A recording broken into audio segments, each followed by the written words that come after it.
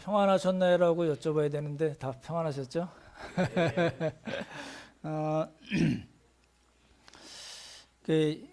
이 신종 코로나가 많이 확산된 모습을 보면서 그런 생각이 들었습니다. 우리가 갖고 있는 믿음이라는 거는 일단은 관념적이지 않다. 어떤 보이는 형태를 갖고 있는 것이 아니다. 그런 생각이 들었어요.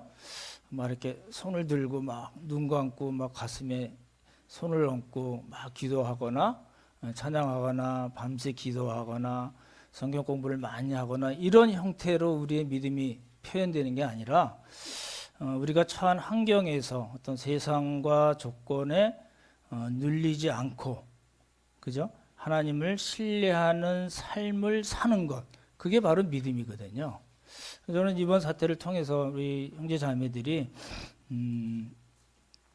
하나님과의 관계를 좀 다시 한번 점검하는 기회를 가졌으면 좋겠고, 꼭 부탁드리고 싶은 거는 이 평생 우리 가는 게 아니잖아요. 예, 한시적일 거고 당연히 이 일이 끝난 다음에 하나님 앞에 우리가 그 기간을 돌아보면서 부끄럽지 않았으면 좋겠다.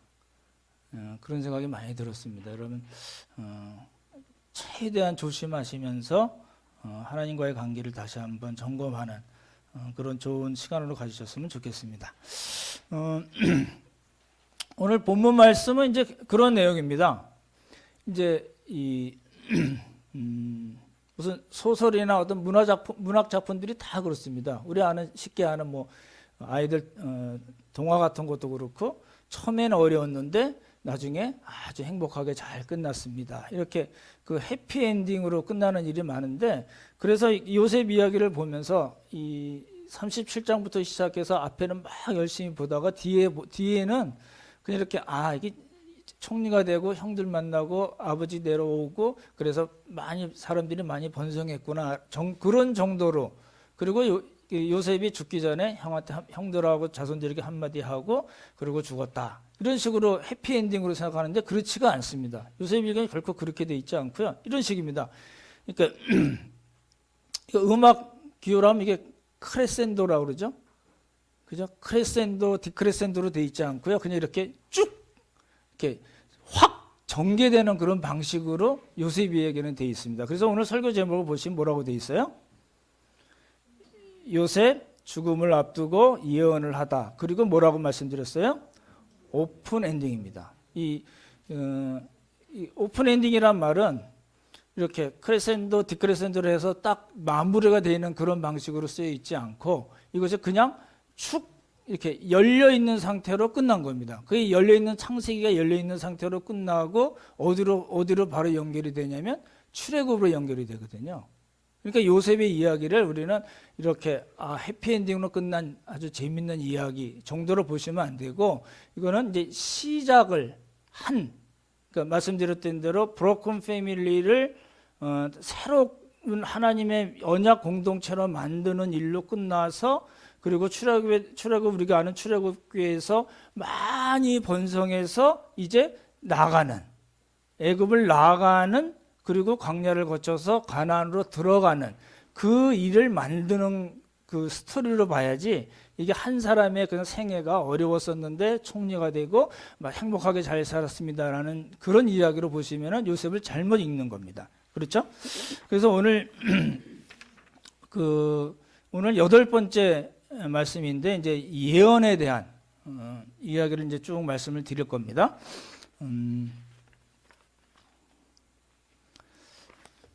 눈물에 대한 거 그냥 넘어가기로 하겠습니다. 요셉이 이제 몇 살까지 살죠? 예, 110세까지 살잖아요. 그러니까 이제 계산을 조금 해보는 겁니다. 야곱이 몇 살 때 그 요셉을 다시 만났죠? 그러니까 야곱이 내려왔을 때가 몇 살이었다고 그랬죠? 내 나이? 예, 130세. 나 험악한 세월을 지냈습니다라고 이제 바로한테 이야기하잖아요. 그러니까 그 130살 때 야곱은 몇 살이었죠? 요셉이요? 예, 저건 코로나 병영으로. 130 때 몇 살이었죠? 39이나 40 정도 됐겠죠. 왜냐하면 왔다 갔다 하고 뭐 이러느라고 시간이 걸렸으니까 그런 정도였거든요. 그러니까 그 야곱이 죽었을 때 요셉은 몇 살이었을까요? 그러면 만약에 39살, 40에 만났다고 그러면은 몇 년을 더 같이 살았다고 여기에서? 그러니까 야곱은 지금 요셉은 지금 몇 살 정도 됐을까요? 예, 한 56이나 7 정도의 나이입니다. 그렇죠? 근데 그 창세기 기자는 그 나이 때, 50 중반 나이 때부터 110살 요셉이 죽을 때까지 스토리는 기록하지 않고 있습니다. 그러니까 이제 그걸 기억을 하시면 더 좋을 것 같고, 그래서 요셉은 야곱이 죽은 다음에 한 54년, 53년, 54년 정도를 더 살았습니다. 계산이 되시죠? 예? 그러니까 지금 그때 나이에서 더 많이 살고 110세에 죽었구나를 생각하시면 좋을 것 같습니다. 근데 창세기 기자는 오늘 읽어본 그 22절부터 26절을 보면 요셉의 생애를 몇 개의 단어로 이렇게 정리를 합니다. 한번 22절 보실래요? 동사만 보면은 22절에 보면은 요셉은 애굽에 거주하였습니다 라고 되어 있죠. 첫 번째 동사가 뭐예요? 거주하였다. 그죠? 거주해서 이렇게 110살까지 살았다 이 이야기고, 23절을 보면 요셉은 뭘 했어요? 보았습니다. 그렇죠? 보고 양육했습니다. 뭘 봤어요? 에브라임이 누구죠?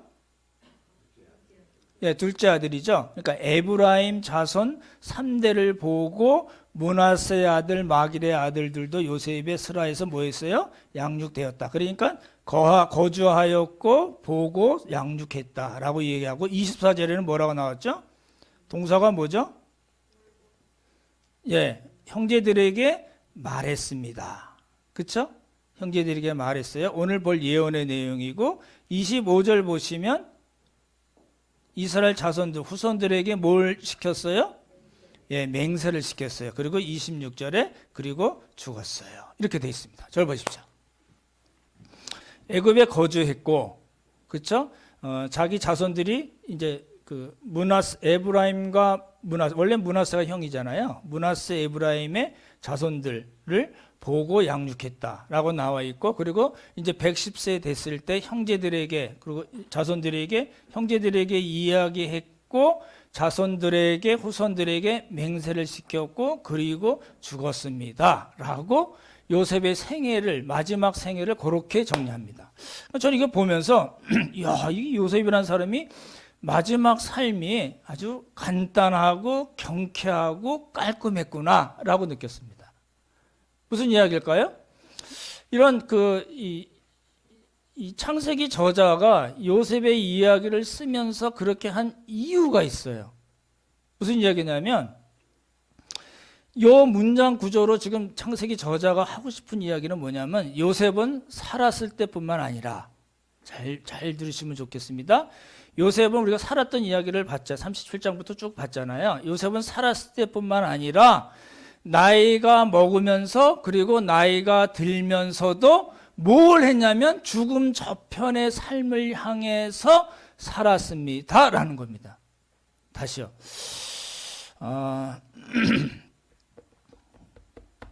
잘 보시면 좋을 것 같아요. 아니, 성경에 그런 얘기 어디 있어? 이렇게 생각하실 수가 있는데, 창세기 저자가 쓴 그 마지막 22절부터 26절까지의 그 문장 구조를 보면, 동사가 거하고 자손들을 보고 이 형제들에게 이야기하고 후손들에게 맹세시키고 그러고 죽었어 이렇게 얘기한 거는 뭐냐면은, 요셉은 우리가 어차피 살펴봤지 살았을 때뿐만 아니라 나이를 먹으면서도 그랬고, 나이가 들어서 이제 죽음을 앞두고도 요셉의 삶의 모든 삶 전체는 어떤 삶이었냐면 죽음 저편에 있는 하나님 나라를 소망하면서 살았다라는 겁니다.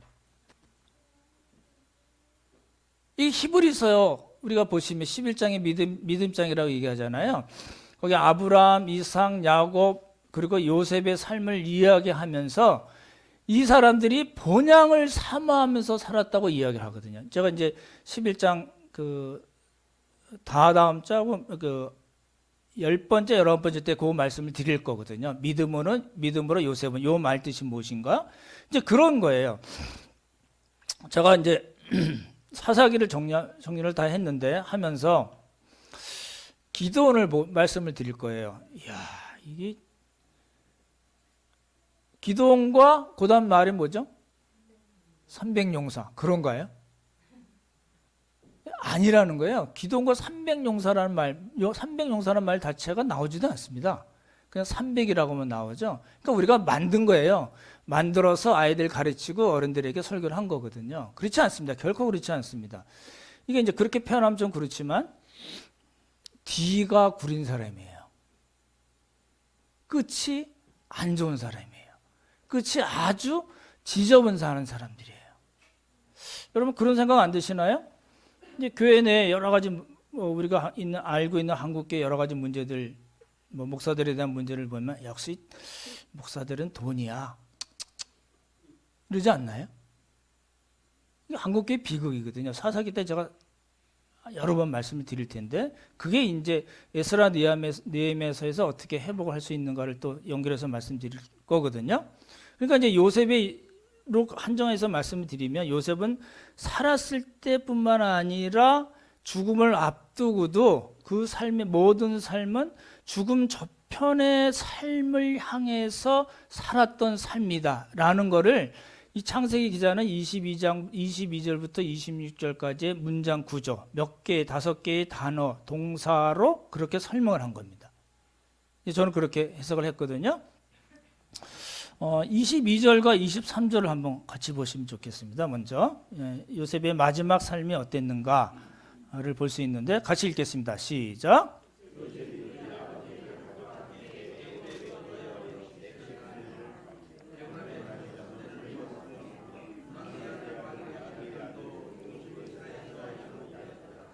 요거 이제 그냥 쓱 읽어 넘어갈 수 있는데 그냥 부록처럼 그렇지 않고 굉장히 중요한 거거든요. 세 가지 이야기를 하고 있는데 사실은 다 같은 내용을 이야기하는 겁니다. 좀 설명을 드릴게요. 22절에 요셉이 그런데 그 앞에 빠진 말이 있어요. 그 후에 라는 말이 원문에는 있습니다. 그 후에. 그 후라는 건 뭐냐면은 야곱이 죽고 장세를 지낸 이후에 라는 뜻이겠죠. 그렇죠? 그럼 이제 무슨 이야기가 나오냐면 요셉이 그의 아버지의 가족과 함께 애굽에 거주하였습니다. 라는 게 무슨 뜻일까요? 잘 보십시오. 우리가 성경을 읽을 때 어려운 부분이 이런 부분이거든요. 그래서 이렇게 아버지가 돌아가시고 장사 잘 성대하게 지내고 아버지의 그 나머지 형들과 아버지 가족들과 애굽에 있어서 110세까지 잘 살았구나. 이런 의미가 아닙니다. 뭘 의미하는 거냐면 그냥 살았다는 그 뜻도 있지만 말씀드렸던 대로 요셉이 지금 뭘 하려는 삶이에요? 훈련을 통해서 실력과 수준을 갖춘 다음에 뭘 한다고요? 하나님의 구원 역사를 만들어 나간다고 말씀드렸잖아요. 그러니까 깨진 가정을 하나님께서 쓰실 수 있는 언약 공동체로 만드는 일을 하고 있는 거거든요. 그러니까 이 내용은 뭐냐면 단순히 같이 그 자손들과 그 형제들과 후손들과 같이 살았다는 이야기가 아니고 하나님의 언약 백성, 하나님의 언약 민족, 하나님의 구원 역사를 이룰 언약 공동체를 만드는 일에 힘을 썼습니다. 라는 뜻입니다. 언제부터 언제까지요? 55~6살부터 110세 죽을 때까지. 이런 겁니다. 잘 보십시오. 여러분 이제 이렇게 젊어서 건강하고 힘이 있고 그렇게 살 때 어떻게 살아야 되나요?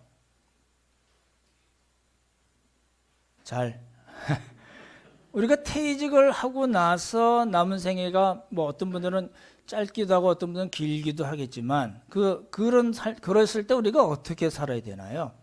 이제 죽음을 앞두고는 또 어떻게 살아야 되나요? 이제 저는 이 요셉을 보면서 굉장히 중요하게 이제 생각이 됐던 겁니다. 또 말씀을 더 드리면 에브라임 자손의 3대를 보았다라는 거는 무슨 뜻이냐면 에브라임의 말 뜻이 뭐라고 했죠? 므낫세 에브라임인데 므낫세는 잊어버렸다는 뜻이고 에브라임은 번성하게 하셨다는 뜻이잖아요. 번성의 의미가 있거든요. 그래서 여기 에브라임의 자손의 3대를 보았다는 말 뜻은 하나님의 언약 백성들이 점점점 많아지고 점점점 더 번성했다. 그 일에 요셉이 쓰임을 받았다라는 뜻입니다. 그렇죠? 일종의 약속의 성취를 얘기하고 조금 어려운 말이 나오는데 우리 23절 다시 한번 볼까요? 같이 읽겠습니다. 시작.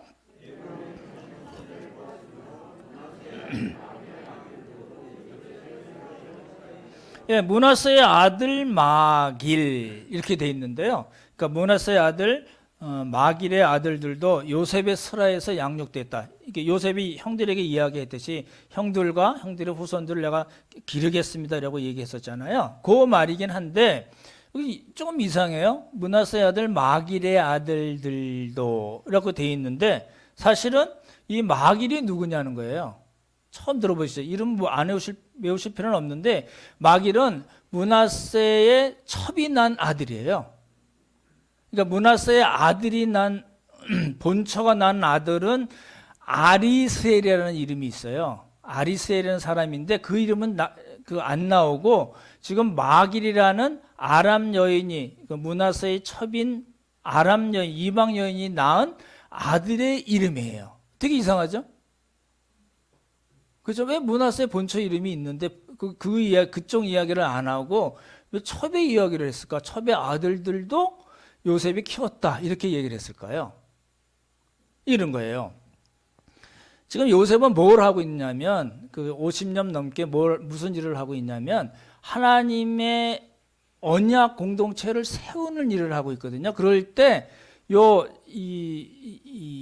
그 형들 그리고 자기 두 아들의 후손뿐만 아니라 이렇게 하나님의 구원 역사를 이룰 언약 공동체를 만드는 그 구성원들이 어떻게 되는 거예요? 확장이 되는 겁니다. 확장이 돼요. 이방 여인과 결혼했어? 문제 아니야? 지금은 그런 단계가 아니거든요. 그건 관계가 없고요. 그리고 첩의 아들이야? 아무 문제 없어요. 그렇죠? 출애굽할 때 이방 잡족이라고 그랬는데 이방 잡족들이 들어와서 이스라엘 백성과 함께 된 그런 부분도 있거든요. 그러니까 여기서도 이방 여인이 낳은 아들이라든지 첩의 아들이라든지 문제가 안 되는 거예요. 그래서 그 요셉이 한 일은 뭐냐면 자기 자식들뿐만 아니라 자기 자식들의 자식뿐만 아니라 첩의 자식들, 첩의 후손들까지 다 어떻게 했어요? 하나님의 언약 공동체를 이룰 백성으로 양육을 했다는 겁니다. 그러니까 우리가 알고 있듯이 이렇게 우리 민족, 우리 가족 뭐 이런 개념이 아니고 굉장히 확장된 걸 볼 수가 있다는 겁니다. 그렇죠? 그래서 이제 새로운 언약 공동체를 만드는 요셉의 일을 이렇게 표현한 겁니다. 이제 성경 읽으실 때 23절 그렇게 보시면 좋을 것 같고 이제 오늘 이제 주제가 되는 구절이 24절이거든요. 24절과 25절 우리 다 같이 한번 같이 읽겠습니다. 같이 읽자. 시작.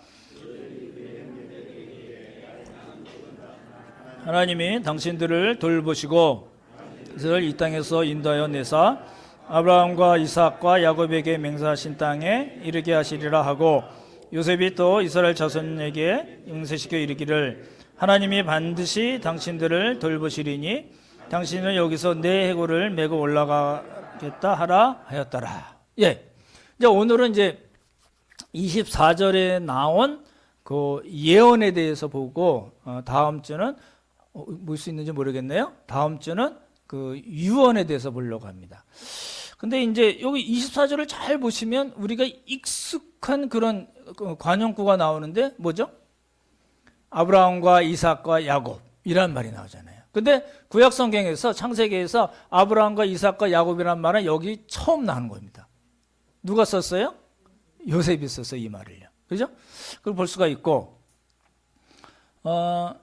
지금 요셉이 지금 형들에게 뭘 이야기하냐면 나는 죽을 것이나 당연하겠죠? 근데 하나님이 당신들을 돌보시고 당신들을 어떻게 하시겠다고요? 예, 이 땅에서 어떻게 해요? 인도하여 낸다. 그렇죠? 그리고 아브라함과 이삭과 야곱에게 맹세하신 땅 가나안 땅에 이르게 하실 것이다 라고 예언한 겁니다. 잘 보십시오. 우리가 알듯이 야곱도 그랬어요. 창세기 49장에 보면 아들들에게 이제 축복과 저주의 예언을 쭉 하거든요. 예언적 축복이라고 얘기하거든요.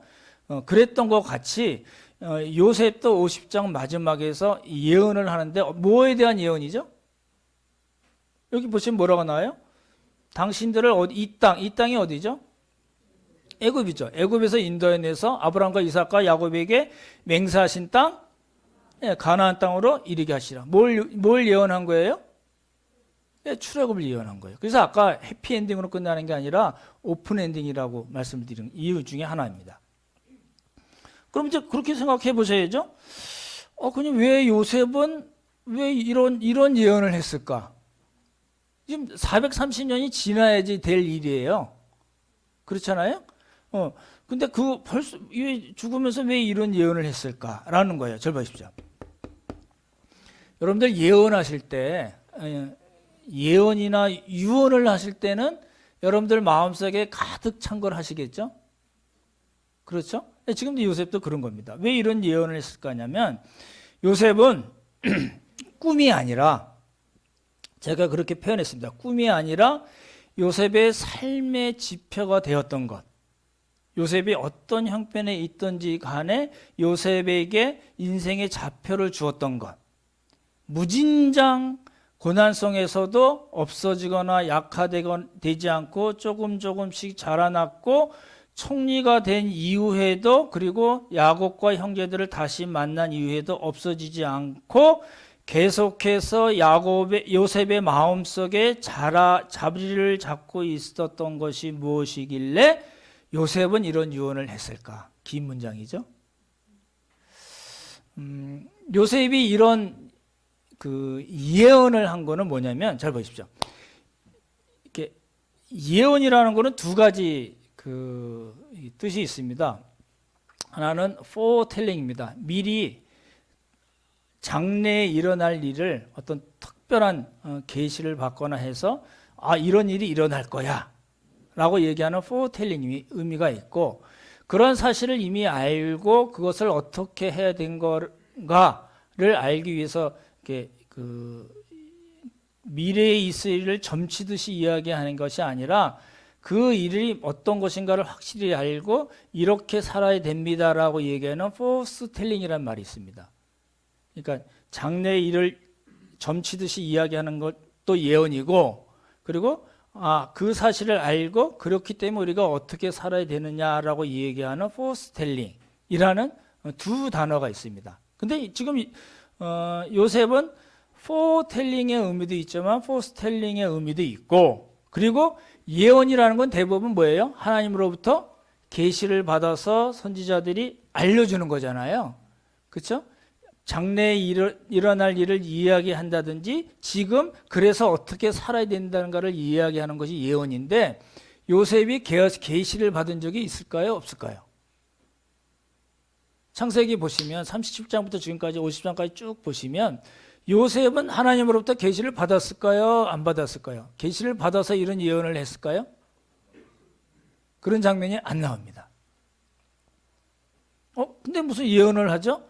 그러니까 우리가 알아야 될 건 뭐냐면, 요셉의 예언은 계시를 바탕으로 한 것이 아니라 이미 알고 있고 확실한 사실을 바탕으로 한 예언이라는 겁니다. 그런 예언도 있어? 예, 있습니다. 요셉이 그걸 했어요. 다시 한번 그걸 좀 설명을 드리겠습니다. 우리 오늘 프린트가 안 나왔나요? 아브라함, 이삭, 야곱 없나요? 그러면 본문을 보겠습니다. 창세기 한번 좀 찾아보시기 바랍니다. 이제 계속 창세기를 앞에 부분을 왔다 갔다 할 건데요. 창세기 12장입니다. 조금 빨리 찾으시면 좋을 것 같네요. 제가 다 읽지는 못하고 12장 1절부터 3절까지 보면 지난주에 읽었지만 하나님께서 아브라함에게 약속하신 것이 나오는데 뭐라고 얘기했어요? 내가 너로 큰 민족, 지난주에 말씀드렸던 암라브 기억나시나요? 예, 큰 민족을 이루겠다. 그리고 땅의 모든 족속이 너로 인하여 복을 얻게 하겠다. 그렇게 말씀하셨고 15장 보십시오. 15장 12절부터 16절에 보시면은 내 자손이 400년 동안 이방에서 계기대에서 괴로움을 당하다가 다시 가나안 땅으로 돌아올 것이다. 4대 만에 다시 가나안 땅으로 돌아올 것이다 라고 하나님이 말씀하신 장면이 나옵니다. 그리고 22장 보시면 22장 18절 우리 한번 같이 읽어보겠습니다. 오늘 성경 구절이 좀 많습니다. 같이 읽겠습니다. 시작.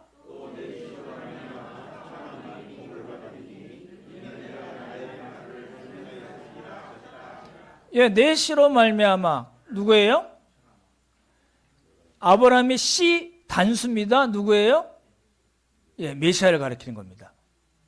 그렇죠? 예, 메시아 예언이 벌써 나오고 있거든요. 그 전에도 나왔지만 여기 또 반복되는데 내 씨로 말미암아 천하 만민이 복을 얻으리라. 천하 만민이 예수 그리스도의 십자가 사역으로 구원을 얻으리라라는 그런 예언의 말씀이거든요. 그러니까 이거는 뭐냐면 하나님께서 요셉의 증조부죠.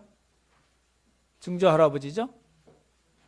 아브라함, 이삭, 야곱, 요셉이니까 증조인가요?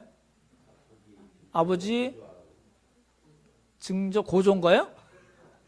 예, 하여튼 그렇습니다. 예. 아브라함에게 하신 언약입니다. 이걸 뭐라고 얘기하냐면 아브라함 언약이라고 그러잖아요. 그죠? 잘 아시는 내용이잖아요. 이 아브라함 언약을 누가 알고 있었어요? 요셉이 너무나 잘 알고 있었어요. 그렇죠? 그리고 이제 이삭에게 하신 말씀을 보시면 26장 다시 보십시오. 26장 1절부터 4절인데 우리 3절과 4절만 같이 읽겠습니다. 3절과 4절 찾으셨나요? 26장 3절 4절 같이 읽겠습니다. 시작. 이 땅에 고려하면 내가 너와 함께 있어 네게 복을 주고 내가 이 모든 땅을 너와 네 자손에게 주리라. 내가 내 아버지 아브라함에게 맹세한 것을 이루어 네 자손을 하늘의 별과 같이 번성하게 하며 이 모든 땅을 네 자손에게 주리니 네 자손으로 말미암아 천하 만민이 복을 얻으리라. 예, 여기서 똑같죠. 3절에 보면 내 아버지 이삭에게 얘기하는 거잖아요. 그러니까 내 아버지 아브라함에게 맹세한 것, 아브라함에게 약속하신 그 언약을 하나님께서 이루시겠다. 그리고 자손이 많아지게 하고 땅을 내 자손에 이 땅 가나안 땅을 주겠다. 그리고 내 자손으로 말미암아 똑같이 나오죠. 천하 만민이 복을 얻게 하겠다. 그렇죠? 그러니까 아브라함 언약을 지금 이삭에게 그대로 말씀하셨고 그 그대로 아브라함과 이삭에게 말씀하셨던 걸 그대로 누구에게 이야기할까요? 아브라함, 이삭 그리고요 야곱이겠죠. 그렇죠? 예, 야곱 28장 보시기 바랍니다. 28장 13절부터 읽겠습니다. 창세기 28장 13절부터 15절까지 15절까지 읽겠습니다. 시작.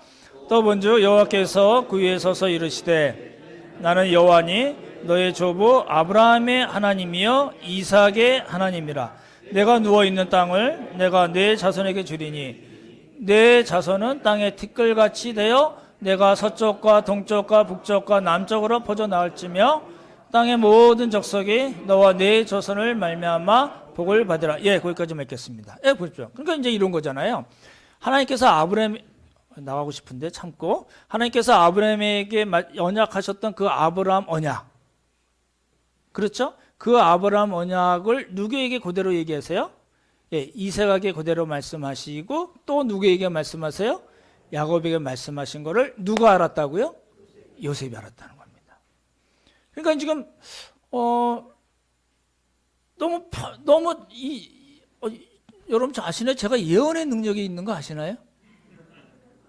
포텔링은 아니지만 포스텔링에 그 은사가 있어요. 여러분도 다 있으실 것 같은데요. 그건 어디서 오는 거죠? 하나님의 말씀을 잘 알면 우리가 그 장래에 그런 일이 일어날 건데 우리가 지금 어떻게 살아야 될 건가가 너무 명확한 거예요. 그러니까 요셉이 지금 그런 거예요.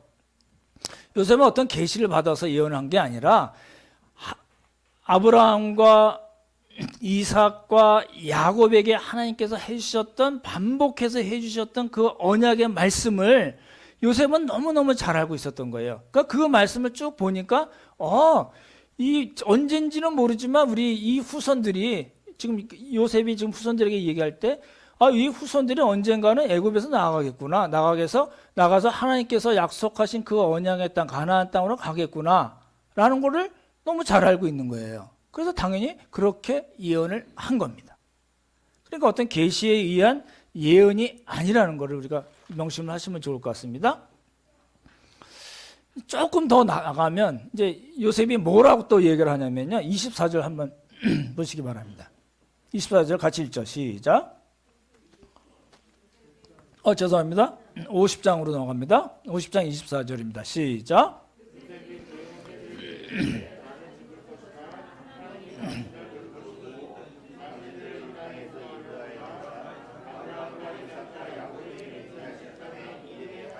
예, 25절 제가 읽겠습니다. 요셉이 또 이스라엘 자손에게 맹세시켜 이르기를 하나님이 반드시 당신들을 돌보시리니 당신들은 여기서 내 해골을 메고 올라가겠다 하라 하였더라. 여기 24절과 25절에서 반복해서 나오는 말이 있는데 뭘까요?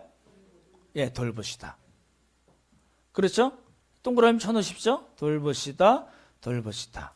요셉이 그렇게 얘기했어요. 나는 죽는데 하나님은 당신들을 돌보실 것입니다. 자손들에게도 똑같이 얘기합니다. 나는 죽을 거지만 그리고 당신들이 여기 나갈 거고 그리고 내 해골을 같이 가지고 갔으면 좋겠다 얘기하면서 뭐라고 얘기하냐면 하나님이 반드시 당신들을 돌보실 것입니다 라고 얘기합니다. 보십시오. 이게 이제 그 현대인의 성경에는 보살펴 주신다 이렇게 돼 있고요. 이 새 번역에는 돌보실 날, 돌보십니다. 돌보실 것입니다. 이렇게 얘기되어 있고, 그 영어 성경의 NSSB라는 게는 take care 아시죠? 잘 지내세요? take care of, 돌보다, 뭐 이런 거 아시잖아요? 중학교 2학년 때 2학년 때 나오는 영어잖아요? 그러니까, 그렇게 표현했는데, 잘 보십시오. 그러니까, 어느 번역 성경에는 똑같이 개역개정과 똑같이 돌보다라는 표현으로 되어 있어요. 근데, 다른 성경을 보면요. 킹제임스 버전 같은 거 보면 God will surely visit you 이렇게 돼 있어요. 뭐라고 돼 있어요? visit로 돼 있어요. 방문하다로 돼 있어요. 좀 이상하죠? 그 NIV 보시면은 그렇게 표현이 돼 있어요. God will surely come to your aid. 무슨 뜻이냐면 하나님이 반드시 당신들을 도우실 겁니다. 이렇게 돼 있어요. 다시 이게 재밌죠? 보십시오. 전 재밌는데 개역개정과 일부 성경에는 이 돌보다라고 돼 있습니다. 그렇죠? 그렇게 돼 있는데 다른 성경에는 그렇게 돼 있지 않고 방문하실 것입니다. 도우실 것입니다라고 돼 있어요. 어느 게 맞을까요? 이럴 때는 이제 제가 항상 말씀드리면 다 맞는다고 얘기해서도 되지만 다른 성경을 찾아보는 게 좋습니다. 출애굽기 보십시오. 출애굽기 3장 15, 16절 읽겠습니다. 출애굽기 3장 15, 16절 찾으셨나요? 네, 다 찾으신다면 같이 읽죠. 같이 읽겠습니다. 시작. 하나님이 또 모세에게 이르시되 너는 이스라엘 자손에게 이같이 이르기를 너희 조상의 하나님 여호와 곧 아브라함의 하나님, 이삭의 하나님, 야곱의 하나님께서 나를 너희에게 보내셨다 하라. 이는 나의 영원한 이름이요 대대로 기억할 나의 증언이라. 너는 가서 이스라엘 자손들을 모으고 그들에게 이르기를 여호와 너희의 조상의 하나님 곧 아브라함과 이삭과 야곱의 하나님이 내게 나타나 이르시기를 내가 너희를 돌보아 너희가 애굽에서 당한 일을 확실히 보았노라. 뭐가 보이시죠? 여기 똑같이 나오죠. 아브라함과 이삭과 야곱의 하나님. 그렇죠? 아브라함과 이삭과 야곱의 하나님이란 말이 또 두 번 나오잖아요. 그리고 무슨 말이 나오냐면 내가 너희를 돌보아 라고 나와요. 그러니까 이 말씀이 지금 그 창세기 50장 24절과 25절에 요셉이 이야기할 때 하나님께서 반드시 당신들을 돌보실 겁니다. 이렇게 얘기했는데 요 출애굽기 3장에도 똑같이 하나님이 돌보신다는 말씀이 나옵니다. 그렇죠? 그러니까 요 동사가 창세기 50장 24절 25절에서 썼던 동사하고 출애굽기 3장 10절에서 썼던 그 돌보다라는 동사가 똑같은 동사입니다. 근데 뜻이 뭐냐면 그 히브리 원어에서의 뜻은 뭐냐면 단순히 돌보다가 아니고 하나님께서 방문하시고 도움이 되시고 구원이 되십니다 라는 뜻입니다. 뭐라고요? 예, 단순히 돌보다 내가 봐줄게 이런 의미가 당연히 포함이 되어 있겠지만 원어로 따지자면 방문하시고 그리고 뭐예요? come to aid, 도움이 되시고 그리고 출애굽 이야기 때 그 배경이잖아요. 그러니까 구원이 되신다라는 뜻입니다. 그걸 좀 구분을 하시면은 우리가 요셉을 이해하기가 훨씬 더 좋습니다. 출애굽기 13장 19절만 읽겠습니다. 거기도 같은 동사가 나오는데 출애굽기 13장 18절과 19절인데 제가 읽어드리겠습니다. 그러므로 하나님이 홍해의 광야 길로 돌려 백성을 인도하시매 이스라엘 자손이 애굽 땅에서 대열을 지어 나올 때에 누가요?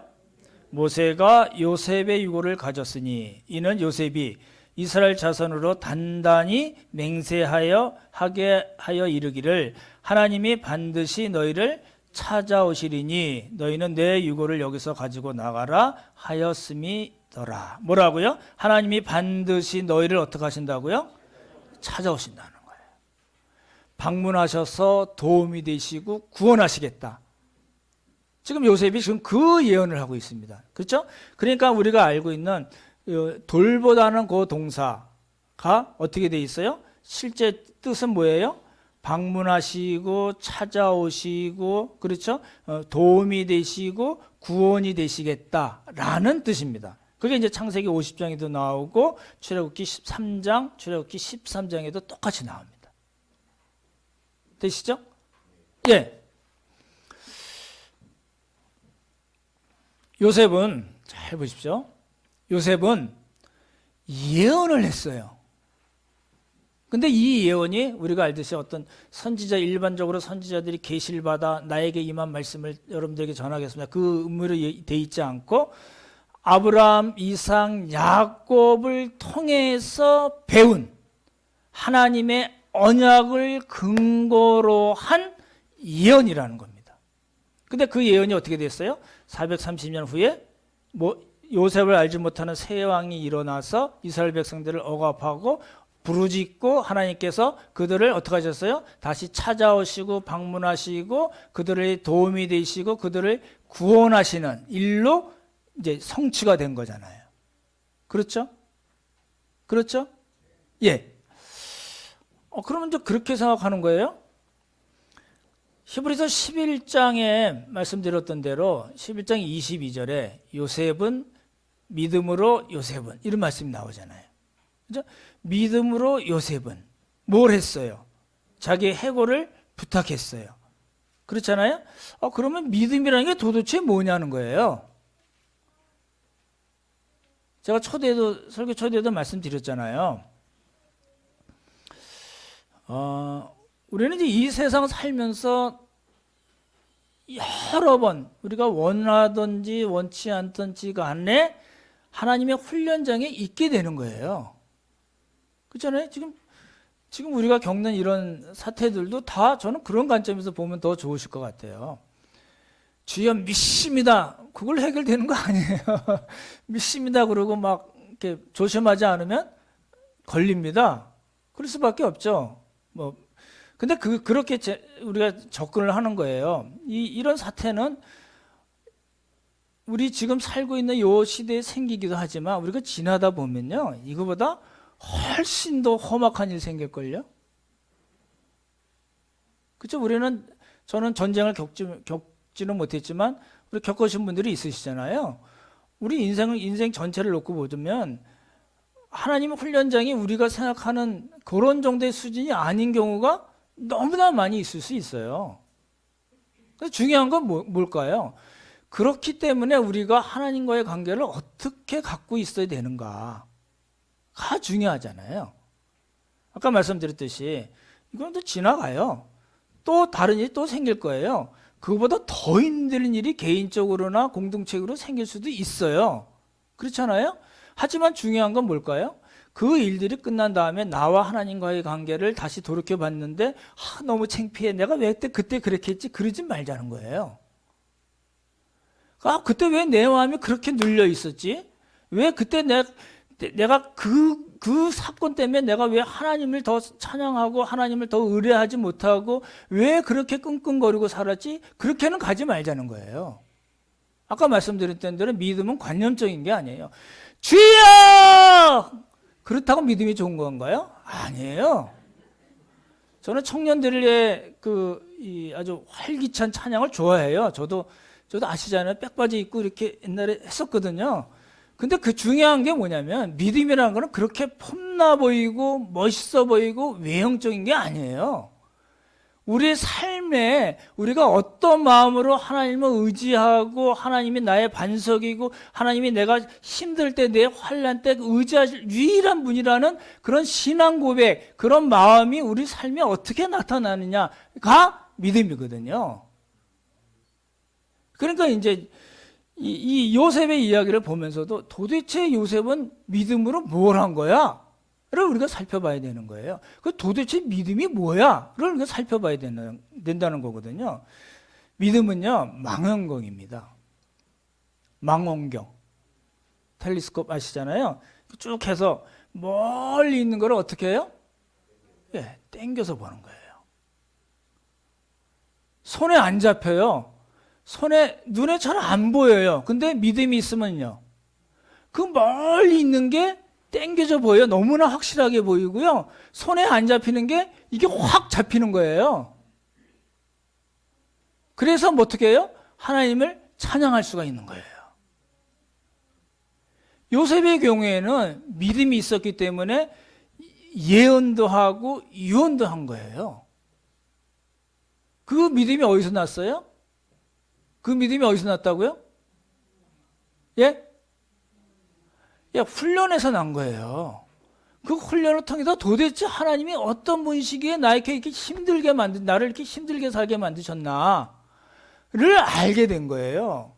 그래서 그 하나님이 어떤 하나님이고 내 앞에서 지금 큰 소리 치고 있는 바로 이 애굽이 어떤 것인가, 이 세상이 어떤 건가를 자연히 알게 되는 거예요. 그러니까 어디 가든지 큰 소리 치는 거예요. 꿀리는 게 없는 거예요. 그리고 다니엘을 잘 아시잖아요. 다니엘이 그 바벨론 포로로 가가지고도 하나도 꿀리는 거 없는 사람이에요. 그게 어떻게 돼? 왜 그랬을까요? 하나님이 어떤 분이신가를 알기 때문에 그런 거예요. 그렇죠? 우리가 그런 믿음을 가지셔야 됩니다. 그때 잘할 걸. 그럴 필요가 없는 거예요. 그 소용없는 짓이에요. 그럴 때 잘하셔야 돼요. 그럴 때 하나님을 더 믿고 하나님을 더 의뢰하셔야 되는 거예요. 마음이 눌릴 필요가 없는 거예요. 그러시죠? 우리 모두 그러시길 바랍니다. 그죠? 이제 오늘 말씀을 정리하고 마치겠습니다. 누누이 말씀드렸지만, 여러 번 반복해서 말씀드렸지만, 하나님의 훈련과 단련과 연단은 요셉으로 하여금 하나님께서 원하시는 수준에 이르게 하셨어요. 그렇죠? 그래서 지혜가 가득 차서 애굽의 모든 정치, 종교 지도자들을 다스리고 교훈할 수 있었어요. 그뿐만 아니라 브로큰 패밀리를 하나님께서 원하시는 언약 공동체로 만들기 위해서 자신이 총리로 있을 때부터 자신이 죽을 때까지 그 일을 했어요. 그래서 제가 지난주에 말씀드렸듯이 야곱은 눈치가 몇 단이라고요? 100단이라니까요. 그래서 관심이 자기에게만 있던 사람이 형들에게 간 거예요. 형들을 배려하지 못하고 꿈자랑하던 사람이 형들을 배려하게 되고요. 말씀드렸듯이 요셉은 진실된 사람이에요. 그렇죠? 그 진실함을 바탕으로 형들을 끝까지 섬기고 형들의 후손들도 내가 기르겠습니다라고 이야기한 거예요. 지금 그렇게 바뀐 거예요. 그리고 오늘 말씀 보았듯이 단순히 그런 정도에서 멈추지 않고 하나님의 구원 역사가 이제 어떻게 전개될 건가를 하나님께서 아브라함, 이삭, 야곱에게 하신 그 언약을 기초로, 언약을 바탕으로 그 구원 역사가 어떻게 전개될 건가를 후손들에게 예언을 한 거예요. 그리고 다음 주에 보시겠지만 이제 유언까지 이제 나오는 거예요. 그게 다 어디서 오는 거냐면 아브라함 언약에서 시작이 된 겁니다. 요셉은 아주 철저하게 훈련을 받은 사람입니다. 그래서 그 요셉의 삶은 하나님의 지혜로 많은 사람을 살렸을 뿐만 아니라 하나님께서 원하시는 언약 공동체로 세우고 죽음을 앞두고 예언하고 유언하는 그런 일들을 한 사람입니다. 그러면요, 우리는요? 우리는 어떻게 해야 되죠? 우리 역시 하나님의 구원 역사에 대해서 잘 알지 않나요? 우리가 요셉이 알고 있었던 하나님의 구원 역사보다 훨씬 더 많이 아는 삶입니다. 당연하잖아요. 시간이 지나면서 하나님의 구원 역사가 이루어졌잖아요. 예수님이 오셨잖아요. 그죠? 오셔서 고난받으시고 십자가 못 박혀 돌아가시고 부활하실 뿐만 아니라 또 승천하신, 그리고 다시 오실 사실까지 우리는 다 알고 있는 거예요. 이제 우리가 모르는 건 뭐예요? 언제 예수님이 오신 거는 모르는 거예요. 그렇지만 우리는 하나님의 전체 그 구속사라고 그러죠. 구원 역사의 아주 많은 부분을 알고 있는 사람들이에요. 그렇잖아요? 우리도 얼마든지 예언을 할 수 있는 사람들이에요. 하나님의 말씀을 근거로. 그렇잖아요? 그럼 여러분, 우리는 지금 어떻게 살아야 될까요? 우리도 어떻게 해야 돼요? 예언을 해야 돼요. 포텔링이 아니라 포스텔링. 그죠? 그 미래에 일어날 일을 하나님께서 이미 다 보여주셨기 때문에 지금 우리가 살고 있는 이 시간에, 이 시대에 어떻게 살아야 되는가를 우리에게, 우리 자신에게 뿐만 아니라 다른 형제 자매들에게도, 그리고 세상 사람들에게도 예언을 하는 삶을 살아야 돼요.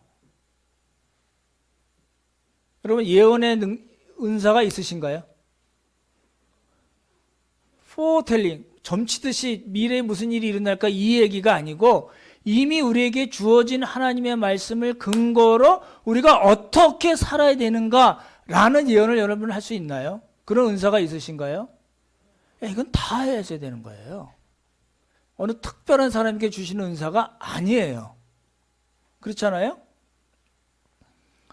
우리 역시 하나님의 구원 역사에 대해서 잘 알고 있습니다. 요셉과 같이 중요한 건 뭐냐면 잘 알고 있는 그 하나님의 말씀을 요셉과 같이 확신하고, 그리고 우리 자신, 그리고 우리 가족, 그리고 우리 자녀들, 그리고 우리 공동체의 지체들에게, 그리고 이 세상 사람들에게 예언을 하고 하나님의 말씀을 전하고 하나님을 증거하고 하나님을 높이는 그런 삶을 우리가 살아야 될 줄 믿습니다. 이런 복이 우리 모두에게 있기를 예수님의 이름으로 축원합니다. 같이 기도하겠습니다.